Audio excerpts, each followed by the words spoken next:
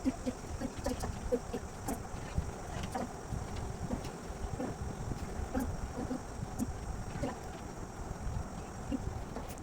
असा आहे, 3/स्टार अधिक 4/स्टार बरोबर 1 असल्यास स्टारच्या जागी कोण असणे शक्य आहे?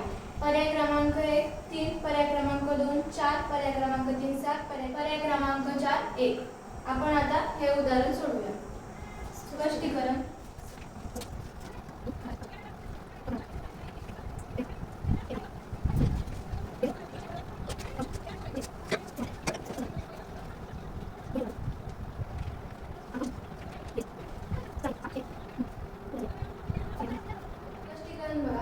समान छेद असलेल्या दोन पूर्णांकांची बेरीज 1 आहे.